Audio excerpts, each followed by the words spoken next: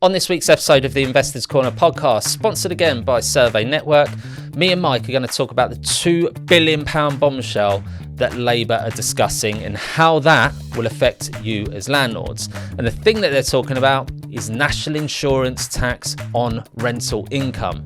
So we'll be talking about why they're doing this, how that will affect you as a landlord going forward, how that will affect tenants going forward, and what this means to the buy-to-let property market. So make sure that you're listening to this one, hit the subscribe button and share with family and friends, because if you're a landlord, you definitely need to know about this.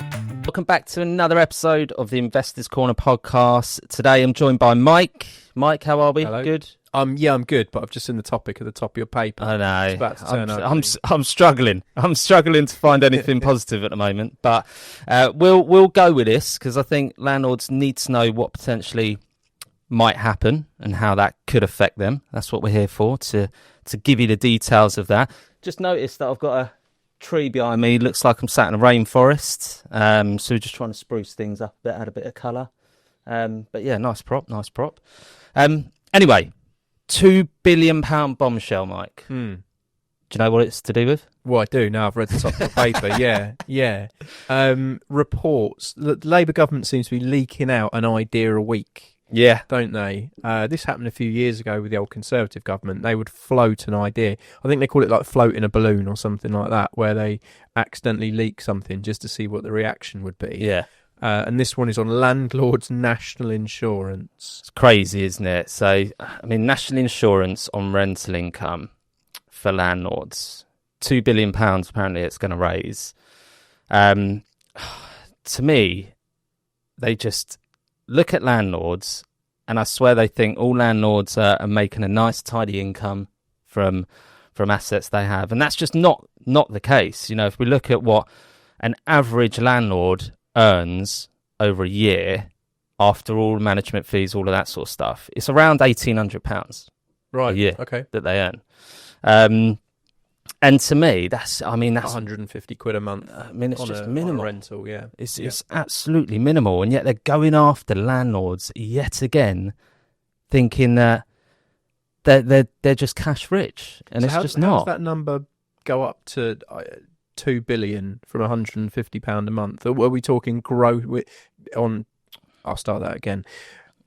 Does the national insurance go on the gross rental income rather than the profit? Gross rental income. Awesome. Okay, I'm with you, because I was like, 1,800 quid a landlord, you're not going to make £2 billion. No, it doesn't matter how many landlords you got. It's on the gross, because what they're saying is there's a bit like employment. You know, you've got a certain threshold, but obviously, if you're in employment, then that rental income is just going on top of your employment. So your allowance is gone anyway. So it's just crazy that they're thinking about this, because I know they're trying to fill a hole, £50 billion hole apparently that we've got ourselves into debt with, and this $2 billion is just easy pickings in their eyes of what they can grab. But will Angela Rayner be paying this? Probably not after what we've seen. She's gone. But yeah, it's how many, you know. I feel like she was going to have to be renting out. What was the video that we recently saw? And a little bit of AI. A bit of AI. What was the song? Can Rayner buy? There you go. Yeah. How many homes can Rayner buy? Thick mints. Yeah, that's just another talk. I could say so much about that, but I won't, because I'll get banned from the socials if I go too deep into it. But look, what they're saying is that if this idea gets implemented, which, you know, it probably will, then they reckon average impact to a landlord, an extra £722 per property outside London, £885 per property in London. So, you know, let's say you've got a rental bringing in 10 grand a year, it's another 800 quid gone. Now, it doesn't sound like a lot, but if you look at what the average landlord earns profit-wise anyway, and then this amount... this amount being taken away. So, you know, it's a big deal. You know, although where does this end though? If a property is an investment, are we now taking national insurance on the profit you make on your ISA or your your crypto winnings. Well, this I'll is call them winnings because I still think it's gambling. winnings. On share trading, Yeah. on any investment that you have. Well, this is the thing. You know, a lot of people out there are saying, "Well, hold on a minute. Why are we being penalised?" But like you said, you got stocks, shares, or whatever you invest in. Invest in, you don't pay national insurance on those. So why is it different for landlords? And this is the big sort of debate about it. So we're talking about the gross income, not the profit as well. Yeah. So exactly. So landlords never receive anything gross. No, exactly that. And so that's why people are saying, you know, is this just the start of it? Are we end up going to see, if you make investments, do you pay national insurance on those investments because they'll class it as an income? Well, potentially not, because really for investments in shares, the likelihood of you taking it out and using it as income is very minimal, right? Because you're leaving it in stocks and shares for a reason. But, you know, is it fair to hit landlords like employees? Because employees get paid a salary, right, for working. Yep. You've got your rental income. Mm-hmm. So should that be classed as the same thing? I guess they're lumping all landlords into one category because all landlords have a different reason for holding a rental property. A lot of people are accidental landlords, and they're just doing it to make ends meet because they can't physically live in the property. As we've known from Angela Rayner, everyone's got a lot of reasons of holding properties in a lot of different ways, haven't we? Throw that one in there. Some more legal than others. Yeah.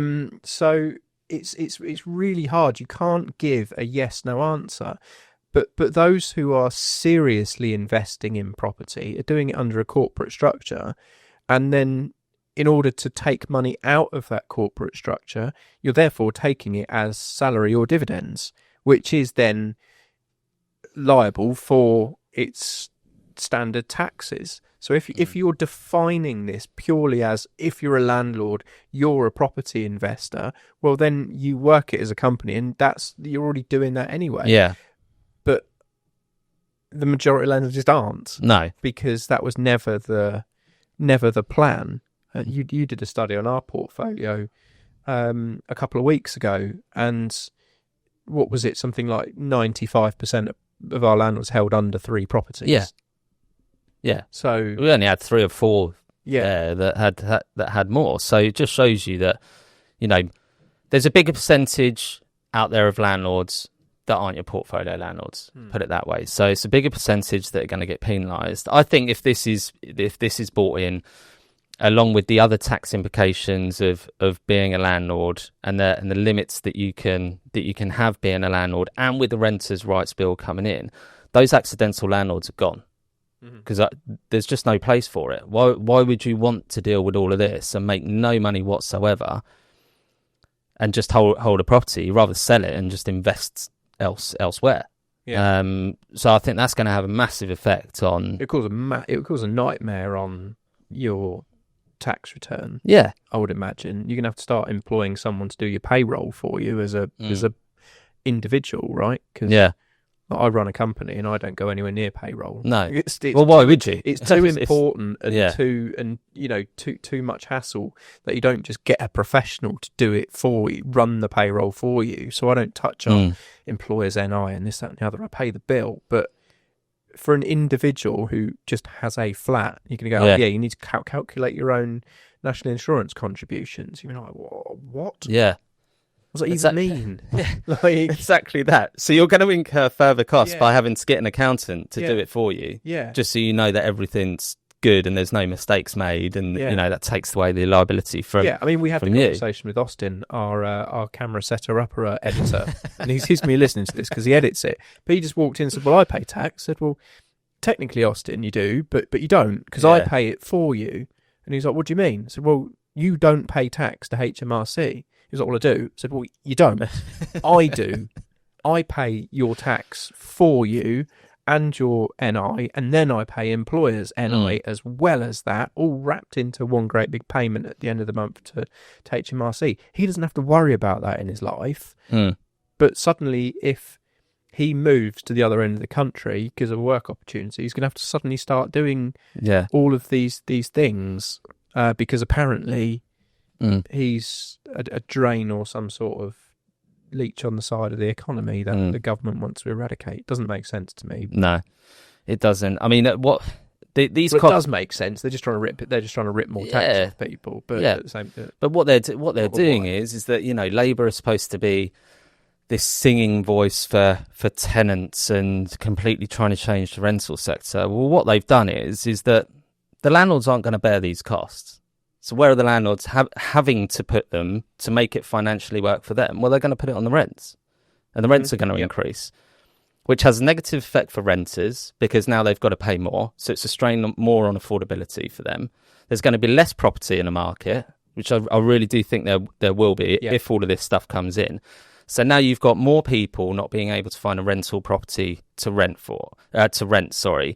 or their only option is going to be to go into these build to rent developments where they charge an arm and a leg for rent. All right, it's all singing and dancing, but the some of the rents on them are astronomical, which they wouldn't be able to afford to pay anyway due to the affordability. So although they're trying to get this money, they're just having a negative effect on other things which they're supposed to be championing for, which doesn't seem like they're looking at that side of things. I think they're so in a rut with things and they don't know how to get themselves out of it, and they're trying to fill in this black hole that apparently we've got, that they're just looking at every little thing that they can take to get this debt level to a sustainable level.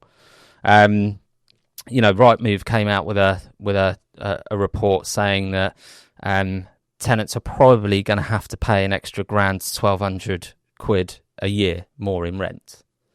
So Rightmove have said that, sticking 10% on the average, sticking 10% on. So the tax is just being passed down. Landlords don't want to do that. Let's just get that right. I mean, a big percentage of the landlords now, obviously, you get your 5% ones that don't really care. You rent review with all your landlords every week of the year. Yeah. They come up, and I know that a lot of your landlords turn around and say, "Thanks for the review, Andy. I'll keep it where it is because I'm happy." If suddenly you have to pay an extra tax of £800 a year, you're going to get an awful lot less. Thanks very much, Andy, but I'm happy. It's going to be, can you find me £800, Andy? I imagine is how the conversation goes. Yeah, exactly that. And those are just going to be the conversations going forward. And like I said, unfortunately, there's only certain things that we can do on the landlord side to make those costs up. But yeah, it's going to be passed on to a tenant, or a portion of it will have to be passed on onto a tenant. Especially if you've got a landlord that's got a mortgage on the property, right? If you're a landlord, you've got no mortgage, then obviously the financials work a bit better, right? And those are the landlords that will probably stay in the market because they don't, their margins are quite good. But I suspect that the majority of landlords in the UK have mortgages on their properties. Yeah, everything always hits the kind of squeezed middle class 40% taxpayer more than anybody else.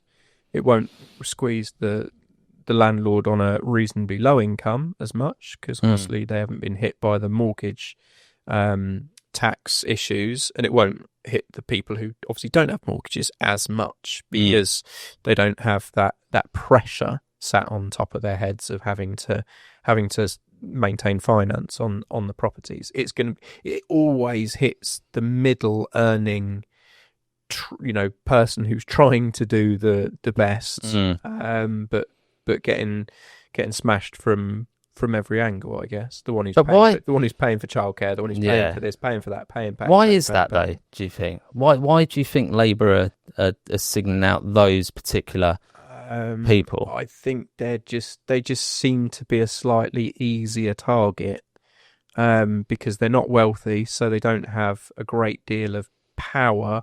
They tend to be employed, but not part of unions, so they don't have that organisational power. They tend to be individuals who are just trying to look after their family, who aren't going to march on Parliament, and they're not the bottom end who really need the help and sometimes do, sometimes don't appreciate it.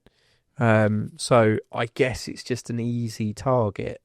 Yeah, and I suppose the predominantly of their voters, right, might be probably not Labour voters. Yeah, I mean, the Conservatives didn't do them any favours in the last part No. either. Just to give it a balance. No.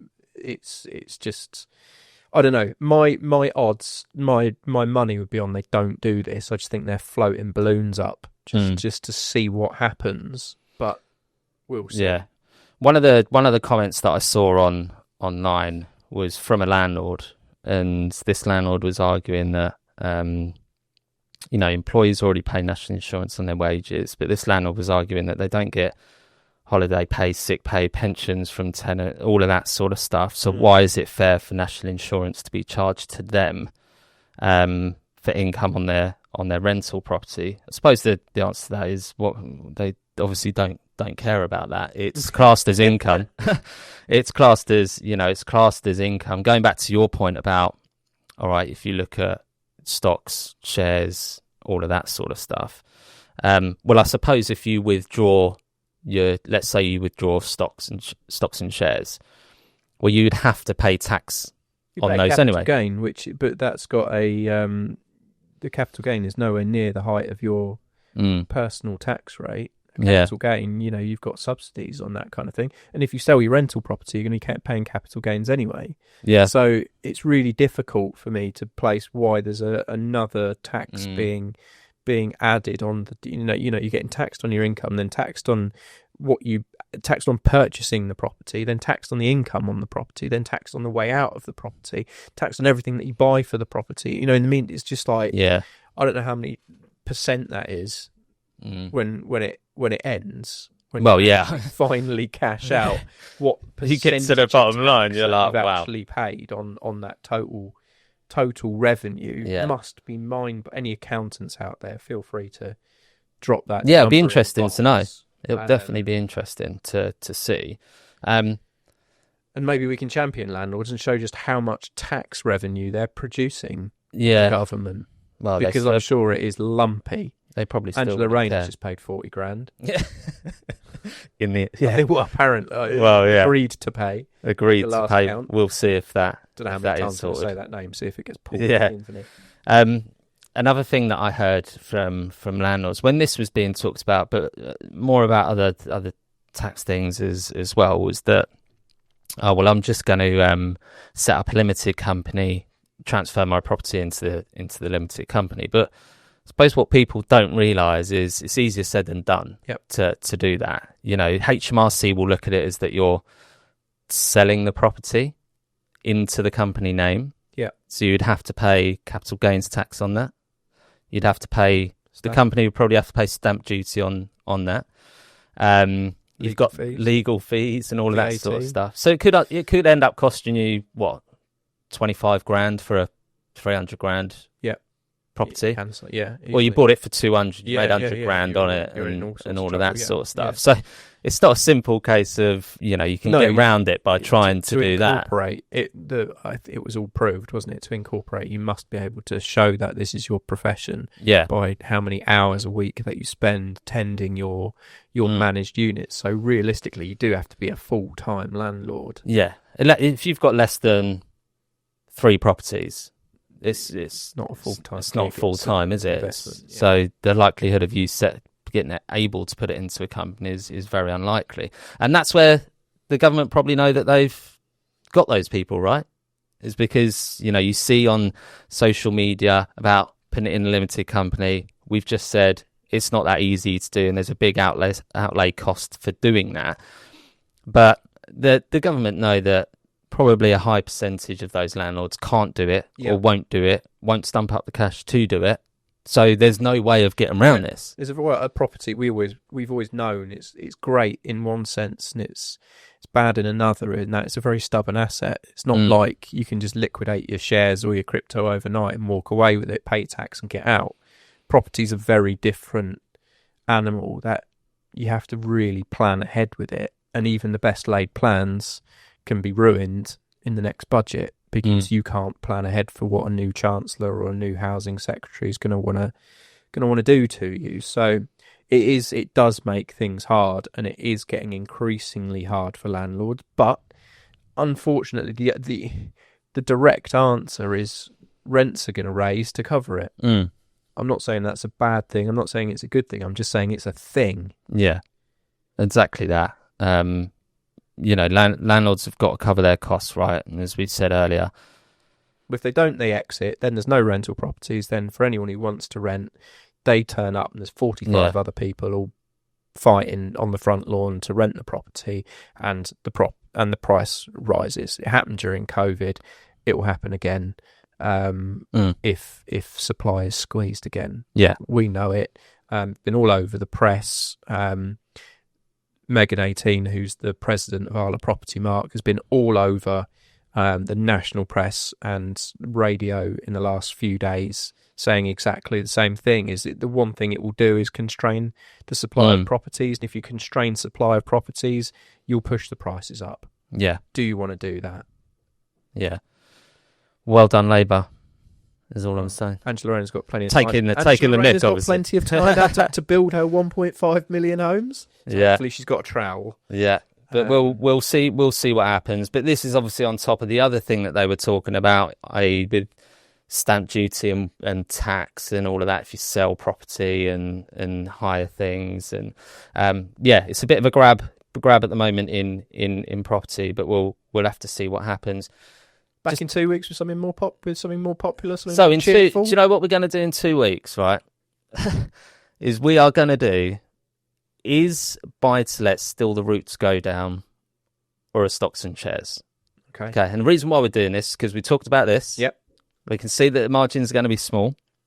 So if you got the money, would you become more wealthy in stocks and shares compared to property? Because I've seen a lot of things on social media. I've had a lot of conversations with people, actually. I know close friends of mine have gone down a different route from property into stocks and shares because the returns that they're getting compared to house prices increasing and compared to renting out a property.